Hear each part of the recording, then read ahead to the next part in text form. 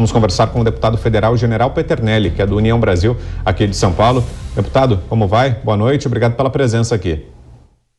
Boa noite, é sempre uma satisfação estarmos interagindo com a Jovem Pan, levando as informações adequadas àqueles que participam do programa.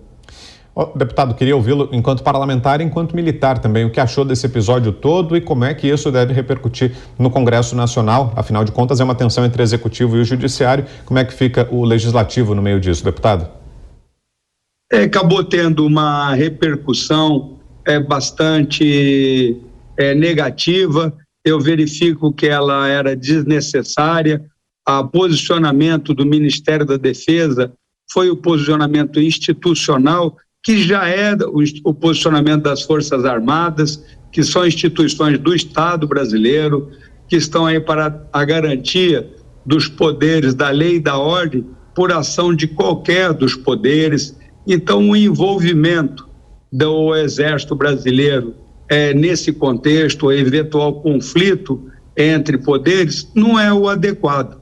Inclusive, a nossa própria Constituição prevê que os poderes devem atuar de maneiras independentes e harmônicas. Toda declaração que é executada, que fere esse aspecto de harmonia, acaba não contribuindo para o cidadão, porque a nossa preocupação é o que isso levou de benefício ao cidadão brasileiro, e não levou benefício nenhum. Vejo que a nota do Ministério da Defesa é muito coerente quando aborda que as Forças Armadas não têm orientação nenhuma e nenhum interesse para atacar o processo das urnas.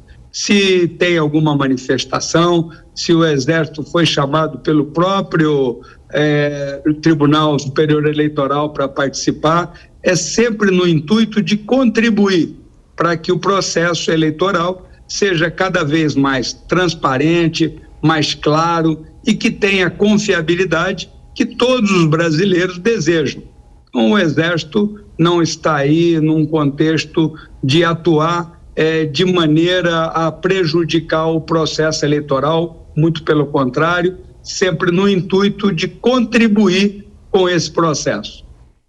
Agora, deputado, o senhor acredita que uma polêmica como essa, em pleno ano eleitoral, como o senhor mencionou, o próprio ministro Barroso, quando presidente do TSE, fez esse convite para as Forças Armadas para integrarem aquela comissão que vai fazer parte, que vai acompanhar todo o processo eleitoral, não é um pouco contraditório nesse momento o próprio ministro agora questionar essa independência intelectual, vamos usar assim, entre aspas, das Forças Armadas no processo eleitoral aqui no Brasil? Você tem total razão. Eu vejo que não só o Exército, mas outras instituições que participem desse processo só vêm a contribuir para dar mais transparência a esse processo. Eu mesmo advogo que todo o processo eleitoral teria que ter uma auditagem externa independente do Tribunal Superior Eleitoral. O próprio Tribunal de Contas da União poderia ser um órgão que viesse a facilitar essa atividade de fiscalização, fazendo com que todo cidadão brasileiro tenha mais confiança, tenha mais credibilidade no nosso processo eleitoral. E é incoerente você ter uma participação e achar que essa participação está lá para criticar o sistema. Muito pelo contrário, penso da mesma forma. Deputado, vou convidar os nossos comentaristas para participarem também aqui da nossa conversa. Estão com a gente o Roberto Mota e também o Alfredo Scaff. Começo com você, Mota, sua pergunta. Boa noite, deputado. Aqui no Brasil a gente tem um órgão, uma entidade chamada Justiça Eleitoral, que regula, que opera, fiscaliza e julga as eleições. O órgão maior dessa Justiça Eleitoral é o TSE, que é sempre liderado por um ministro do STF, né? Isso é uma situação que deixa, eu imagino, os candidatos, né, a cargos eletivos um pouco inseguros nesse momento em que a gente está vivendo, em que parece haver uma disputa por protagonismo político de uma entidade, de um órgão, né, que não deveria ser político, né, que deveria ser imparcial, que não deveria dar entrevistas, deveria se manifestar só nos autos, né? O senhor acredita ou existe alguma discussão no Congresso Nacional para se rever essa formulação da justiça eleitoral e tornar esse processo um pouco mais isento? Existe alguma coisa nesse sentido? Mota, você tem toda a razão. Inicialmente eu mesmo coloquei que toda declaração que dificulta a harmonia entre os três poderes, que devem atuar de maneira independente, ele não contribui com a população brasileira. No Congresso Nacional, nós temos uma série de propostas de alteração nesses aspectos que envolvem o Supremo Tribunal Federal, o processo eleitoral, mas isso tudo vai de um amadurecimento, entendo eu, de um amadurecimento natural. E esse aspecto que você colocou de que nós temos que ter o elemento que vai julgar, temos que ter um elemento, uma auditoria externa, para que cada vez mais esse processo tenha credibilidade. Então, acredito que o próprio Tribunal Superior Eleitoral, quando convidou uma série de órgãos a participar de um conselho para examinar o processo eleitoral, fez muito bem o Tribunal Superior Eleitoral, elogiável essa atitude. Vejo que o Tribunal de Contas da União pode ser o auditor de todo esse processo, que vai estar examinando como ocorre o programa-fonte, como é transmitido cada um desses dados, qual é o programa que consolida esses dados, e isso tudo dá o que todos os brasileiros querem, e o próprio Tribunal Superior Eleitoral, que é a credibilidade no sistema brasileiro eleitoral. O senhor confia no sistema brasileiro eleitoral, deputado? Nós temos que acreditar no que as organizações e as instituições brasileiras nos propiciam. Então, nós não temos hoje uma outra alternativa. O próprio Congresso, quando foi votado o voto impresso, não votou favoravelmente a esse processo. Já existem outras ideias que tornariam o voto de uma maneira mais auditável, que seria a mesma urna, só que quando você vota, que aparece a votação, seria executado pelo sistema um print, em vez de imprimir, fica uma fotografia que permitiria aquelas pessoas que estão ali com as urnas, que estão fazendo a apuração, quando termina a apuração, a urna eletrônica, ela emite em cada sessão, ela emite a quantitativo de votos daquela sessão.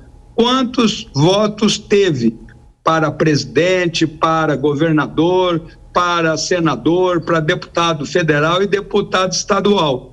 E poderiam essas mesmas pessoas, com os prints executados na tela, executar uma conferência. Essa sugestão, ela foi de uma maneira semelhante ao que eu estou descrevendo, foi sugerida por alunos do ITA que trabalharam na urna eletrônica inicialmente. Então, hoje, o processo brasileiro tem uma apuração muito adequada, de rapidez, de tudo mais. Há uma necessidade de que os programas-fonte, de que as atividades tenham possibilidade de auditar, de verificar a contagem desses votos e de poder esse conselho ou o Tribunal de Contas ou outra organização validar o processo eleitoral. Então, o processo eleitoral é o que nós temos hoje e que o próprio Congresso Nacional validou. Então, nós temos que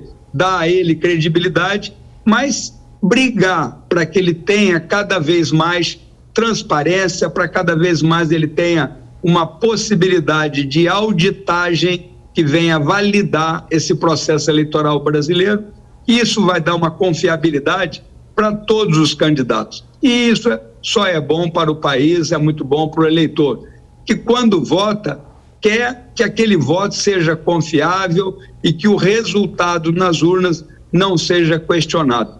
Isso depende de todos nós. Acho importante a participação desse conselho, como vocês mesmos comentaram, convocado ou convidado pelo próprio ministro Barroso.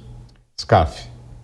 Deputado, boa noite. Voltando a falar em harmonia entre os poderes, que é o que mais a gente precisa hoje, entendo que toda a população quer isso, o senhor sugeriria ao presidente Lira, da sua casa, para que ele, o presidente Pacheco, o presidente Fux e o presidente Bolsonaro se reunissem com maior frequência para pacificar o país? Porque eu tenho certeza que todos eles querem o bem do país. Aliás, é dever de todos eles trabalharem pelo bem do país. O senhor faria essa sugestão ao presidente Lira para que a gente esquecesse essa agenda do atraso e passássemos a uma agenda do desenvolvimento de verdade?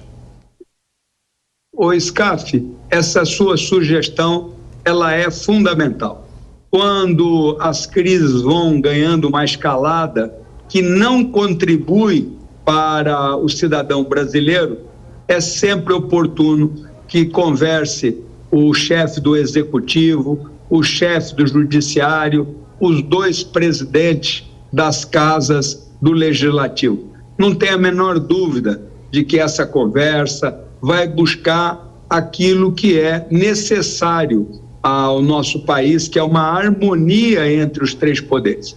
Tem que estar conversando, tem que buscar verificar qual é os pontos de divergência, tem que se chegar a um denominador. Esse atrito, de vez em quando, as pessoas me perguntam sobre esse atrito e eu sempre pergunto, o que esse atrito traz de benefício para a população brasileira, né? Eu não vejo vantagens nesse contexto, essa participação muito ativa dos ministros em termos, como vocês mesmos colocaram, estarem se manifestando fora dos autos, fora de um processo. Isso acaba até contaminando outras decisões. Se o Supremo tem que tomar uma decisão, como foi o caso do Daniel Silveira, ou outras decisões que se tenha que tomar no futuro, ela vai perdendo a credibilidade, porque o ministro já definiu uma linha de raciocínio e vai seguir aquela linha de raciocínio. Isso não é bom para o judiciário. Nós estamos mesmo, o próprio Scaff comentando, o Mota, de que o juiz deve se manifestar basicamente nos autos, e é dentro desse foco que nós temos que estar trabalhando. Eu acho essencial uma reunião mais constante do presidente Bolsonaro, do presidente do Supremo, do presidente Arthur Lira e do presidente Rodrigo Pacheco do Senado. É fundamental para que todos tenham, né, e todos assim desejam, o bem comum da população brasileira. E eu tenho certeza de que a conversa produz resultados fantásticos.